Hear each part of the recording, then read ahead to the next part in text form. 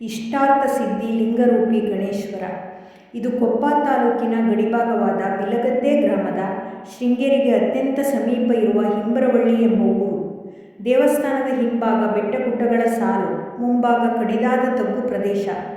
ಸುತ್ತಮುತ್ತ 16 ಕಿಲೋಮೀಟರ್ನಷ್ಟು ಕಾಣುವ ಹಸಿರು ರಾಶಿಗಳ ಮಧ್ಯೆ ತನ್ನದೇ ಆದ ಸುಂದರವಾದ ದೇವಸ್ಥಾನ ನಿರ್ಮಾಣಗೊಂಡಿದೆ. ಭಕ್ತರಿಗೆ ಕೇಳಿದ್ದನ್ನು ಕೊಡುವ ಗಣೇಶ್ವರ. ಬೆಳಿಗ್ಗೆ 6 ಗಂಟೆಗೆ ಸೂರ್ಯೋದಯದ ಪ್ರಥಮ ಕಿರಣ ದೇವಸ್ಥಾನದ ಕಳಶದ ಮೇಲೆ ಬಿದ್ದಾಗ ಬಂಗಾರದಂತೆ ಕಂಗೊಳಿಸುವ ಸೊಬಗು. ಇದೊಂದು ನಯನ ಮನೋಹರ ಸುಂದರ ದೃಶ್ಯ. ಇದರ ಇತಿಹಾಸ ಅರ್ಚಕರಿಂದಲೇ ಕೇಳುವುದು ಉತ್ತಮ.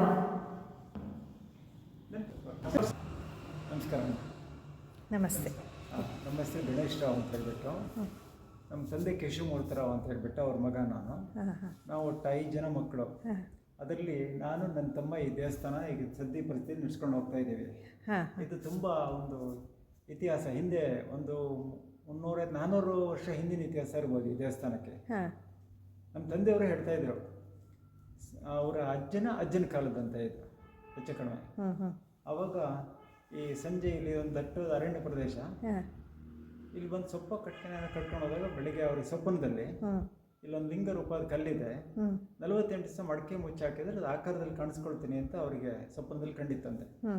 ಅವ್ರು ಬಂದು ಬೆಳಿಗ್ಗೆ ನೋಡ್ತಾ ಅದೇ ಕಲ್ಲಿತ್ತು, ಮಡಕೆ ಮುಚ್ಚಾಕಿದ್ರು. ಬಟ್ 48 ಡೇಸ್ ಅವ್ರು ಕಾಯಲಿಲ್ಲ ಅದನ್ನ. ಅದು ಕ್ಯೂರಿಯಾಸಿಟಿ ಇರುತ್ತಲ್ಲ, ಗೊತ್ತಾಯ್ತು, ಹಾಗಾಗಿ ಬೇಗ ತೆಗೆದ್ರು ಅಂತ. ತೆಗೆದು ನೋಡುವಾಗ ಅದು ಆಕಾರ ಏನು ಬಂದಿರಲಿಲ್ಲ, ಮೂಡಿರಲಿಲ್ಲ ಅಲ್ಲಿ. ಹೌದು, ಲಿಂಗ ರೂಪದಲ್ಲೇ ಆ ಕಲ್ಲಿತ್ತು. ಅದನ್ನ ಹಾಗೆ ಪೂಜೆ ಮಾಡ್ಕೊಳ್ತಾ ಬಂದರು. ಅದ್ರ ಶಕ್ತಿ ತುಂಬಾನೇ ಇತ್ತು, ಕಾರಣಿಕ ಅದು. ಹಾಗೆ ಒಳ್ಳೆ ರೀತಿಯಲ್ಲಿ ಅದು ನಡ್ಕೊಂಡು ಹೋಗ್ತಾನೆ ಬಂತು. ಸುಮಾರಾಗಿ ನಮ್ಮ ಚಿಕ್ಕಪ್ಪ ಒಂದು 45 ವರ್ಷ ಹಿಂದೆ ಇರ್ಬೋದು, ಅವ್ರಿಗೆ ನಮ್ಮ ಯಾವುದೊಂದು ಸ್ವಲ್ಪ ಹೆವಿ ಅಮೌಂಟ್ ಲಾಸ್ ಆಗಿತ್ತಂತೆ ಯಾವುದು. ಅವಾಗ ಆ ದುಡ್ಡು ಏನಾದ್ರು ಬಂದ್ಬಿಟ್ರೆ ಇಲ್ಲೊಂದು ದೇವಸ್ಥಾನ ಕಟ್ಸ್ತೀನಿ ಅಂತ ಹೇಳ್ಕೊಂಡಿದ್ರಂತೆ. ಅವಾಗ ಆ ದೇವಸ್ಥಾನ ಮತ್ತೆ ತಿರ್ಗಾ ಹಳೆ ದೇವಸ್ಥಾನ ತೆಗೆದ್ಬಿಟ್ಟು ಇಲ್ಲಿ ಹಂಚಿನ ಮಾಡು, ಈ ಪಕ್ಕಾಸಿ ಎಲೆ ಹಾಕಿಬಿಟ್ಟು ಒಂದು ದೇವಸ್ಥಾನ ನಿರ್ಮಾಣ ಮಾಡಿದ್ರು, ರಿನೋವೇಷನ್ ಮಾಡಿದ್ರು. ಅವಾಗ ಆ ದುಡ್ಡು ಮತ್ತು ಊರಿನವ್ರ ಸಹಾಯ ಸಹಕಾರ ಇತ್ತು, ಅದು ಮಾಡಿದ್ರು. ಆಮೇಲೆ ಆ ದೇವಸ್ಥಾನನೂ ಲಾಸ್ಟಿಗೆ ಜೀರ್ಣೋದ್ಧಾರಕ್ಕೆ ಬಂತು. ಜೀರ್ಣೋದ್ಧಾರಕ್ಕೆ ಬಂದಾಗ ಊರಿನವ್ರು ನಮಗೆಲ್ಲ ಇಲ್ಲಿ ತುಂಬ ಜನ ಬಂದು ದೇವಸ್ಥಾನನ ಜೀರ್ಣೋದ್ಧಾರ ಮಾಡೋಣ ಅಂತ ಹೇಳಿ ನಮ್ಮ ಹತ್ರ ಕೇಳಿದ್ರು. ಅವತ್ತಿನ ದಿವಸ ಇಲ್ಲೊಂದು 10-20 ಜನ ಸೇರಿದ್ರೇನು, ಕೂತು ಇಲ್ಲಿ ಮಾತಾಡುವಾಗಲೇ ತುಂಬ ಹಣ ಅವತ್ತೇ ಬಂತು. ಬಂದಾಗಿ ದೇವಸ್ಥಾನ ಒಳ್ಳೆ ರೀತಿಯಲ್ಲಿ ಮಾಡ್ಬೋದು, ಚೆನ್ನಾಗಿ ಆಗುತ್ತೆ ಅಂತ ಹೇಳಿ ಎಲ್ಲರ ಮನಸ್ಸಿಗೂ ಬಂತು. ಅವಾಗ ಇಲ್ಲಿ ಎಲ್ಲ ಸೇರ್ಕೊಂಡ್ಬಿಟ್ಟು ಈ ದೇವಸ್ಥಾನನ ಮಾಡ್ಲಿಕ್ಕೆ ಶುರು ಮಾಡಿದ್ರು. ಆಮೇಲೆ 2001ರಲ್ಲಿ ದೇವಸ್ಥಾನ ಪುನರ್ ಪ್ರತಿಷ್ಠೆಗೋಸ್ಕರ ಫಸ್ಟ್ನೇ ದಿವಸ ಗುಣನಾಥ ಸ್ವಾಮೀಜಿಗಳು ಶೃಂಗೇರಿಯನ್ನು ಕರೆಸಿದ್ವಿ. 2ನೇ ದಿವಸ ಪ್ರಸನ್ನನಾಥ ಸ್ವಾಮೀಜಿಗಳು ಶಿವಮೊಗ್ಗ ಅವರು ಬಂದಿದ್ರು. 3ನೇ ದಿವಸ ಲಾಸ್ಟ್ ಶಿಖರ ಪ್ರತಿಷ್ಠೆ, ಕುಂಭಾಭಿಷೇಕ, ಇದಕ್ಕೋಸ್ಕರ ಭಾರತೀಯ ತೀರ್ಥರು ಶೃಂಗೇರಿ ಅವ್ರು ಬಂದು ಎಲ್ಲ ಕಾರ್ಯಕ್ರಮವನ್ನು ನಡೆಸ್ಕೊಟ್ರು. ನೀವು ರಿನೋವೇಷನ್ ಮಾಡೋ ತನಕ ಏನು ಗುಡಿ ಆ ಥರ ಇತ್ತ ಚಿಕ್ಕದಾಗಿ? ಚಿಕ್ಕದಾಗಿ ಹಳೇದು. ಅವಾಗ ಕಲ್ಲಿಂದ ಇದು ಚೌಕ ಸುತ್ತ ನಿಲ್ಲಿಸ್ಬಿಟ್ಟು ಅದೇ ಮುಚ್ಚಿಗೆ ಬರೀ ಕಲ್ಲಲ್ಲಿ ಅದನ್ನ ಮಾತ್ರ ತೆಗಿಬಾರ್ದು. ಅದಕ್ಕೆ ಏನು ಚಂದ ಮಾಡಿ ನಾವು ಕಲ್ಲು ನಡೆಸಿ ಒಂದು ಗೋಪುರ ತರ ಮಾಡಿದ್ವಿ. ಈಗ ಹಳೇದು ಸುತ್ತ ಹಾಗೆ ಅದನ್ನ ಮುಟ್ಲಿಲ್ಲ. ಹಳತಿ ಏನಿದೆ ಅದಕ್ಕೆ ಒಂದ್ ಸ್ವಲ್ಪ ಕಲ್ಲಿಸಿ ಗೋಪುರ ತರ ಮಾಡಿದ್ದು, ಅದನ್ನೇನು ನಾವು ಮಾಡಿಲ್ಲ. ಅವಾಗ ಅದು ಒಳಗಡೆ ಹೋಗಿ ಜಗದ್ಗುರುಗಳು ಪೂಜೆ ಮಾಡುವಾಗ ಹಿಂಗ್ ನಿಂತ್ಕೊಂಡು ನೋಡಿದ್ರು. ಅದು ಲಿಂಗ ರೂಪಿ ಆಗಿರೋದ್ರಿಂದ ಇದೇನಪ್ಪ ಇದು ಗಣಪತಿ ಈಶ್ವರ ಗಣೇಶ್ವರ ಅಂತ ಹೇಳಿ. ಅದೇ ಗೊತ್ತಾಯ್ತು, ಈಶ್ವರ ಲಿಂಗ ಅಲ್ಲ. ಅಂದ್ರೆ ಒಂದು ಗಣಪತಿ ನೋಡೋದ್ರಲ್ಲಿ ಬ್ರಹ್ಮ ವಿಷ್ಣು ಮಹೇಶ್ವರ ನೋಡಿದ ಶಕ್ತಿ ಗಣಪತಿನಲ್ಲೇ ಇರುತ್ತೆ. ಅವ್ರು ಯಾವಾಗ ಗಣೇಶ್ವರ ಅಂತ ಹೇಳಿದ್ರು ಗುರುಗಳು, ತದ ನಂತರದಲ್ಲಿ ಇಲ್ಲಿಗೆ ಸುಮಾರು ಅಭಿಷೇಕಕ್ಕೆ ಬರ್ಲಿಕ್ಕೆ ಸ್ಟಾರ್ಟ್ ಆಯ್ತು. ಯಾಕೆ ಅಂದ್ರೆ ಅವ್ರು ಹೇಳಿದ್ರಿಂದ ಒಂದು ಈಶ್ವರ ಶಕ್ತಿನೂ ಅದರಲ್ಲಿ ಇದೆಯಲ್ಲ ಕಾಣಿಸ್ಕೊಳ್ಳಿ. ಯಾಕೆಂದ್ರೆ ಈಶ್ವರ ಅಭಿಷೇಕ ಪ್ರಿಯ, ಗಣಪತಿ ನೈವೇದ್ಯ ಪ್ರಿಯ. ಅಮ್ಮನವ್ರ ಅರ್ಚನೆ, ವಿಷ್ಣು ಅಲಂಕಾರ ಅಂತೆಲ್ಲ ಹೇಳ್ಕೊಂಡು ಹೋಗ್ತೀವಿ. ಒಂದೊಂದು ದೇವರು ಒಂದೊಂದು ತೃಪ್ತರಾಗ್ತಾರೆ ಅಂತ.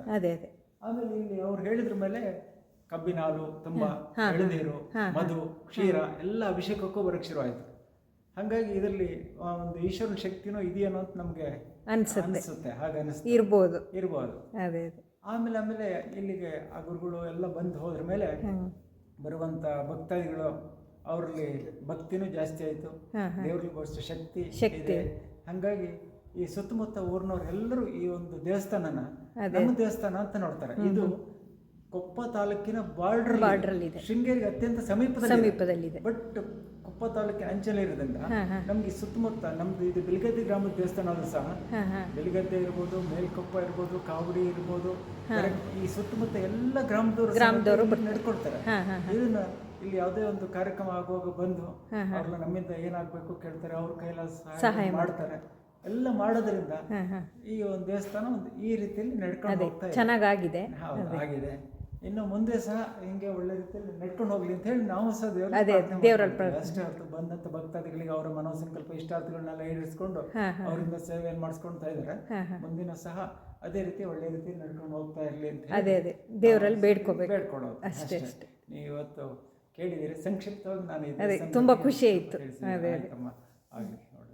ದೇವಸ್ಥಾನದ ಜೀರ್ಣೋದ್ಧಾರಕ್ಕೆ ಸುತ್ತಲಿನ 3 ಗ್ರಾಮಗಳ ಗ್ರಾಮಸ್ಥರಿಂದ ಮತ್ತು ಸರ್ಕಾರದ ಸಹಾಯಧನದಿಂದ ನಿರ್ಮಿತವಾದ ಭವ್ಯ ದೇವಸ್ಥಾನ, ಸಮುದಾಯ ಭವನ ಮತ್ತು ಹೋಮ ಹವನಕ್ಕಾಗಿ ಪ್ರತ್ಯೇಕ ಸಭಾಂಗಣ, ವರ್ಷಕ್ಕೊಮ್ಮೆ ವಿಶೇಷವಾದ ಪೂಜೆ, ಕಾರ್ತಿಕ ಮಾಸದಲ್ಲಿ ದೀಪೋತ್ಸವ, ನಿತ್ಯವೂ ಪೂಜೆ. ಮುಖ್ಯವಾಗಿ ಇಲ್ಲಿ ಸ್ವಚ್ಛತೆಗೆ ಪ್ರಾಮುಖ್ಯತೆ.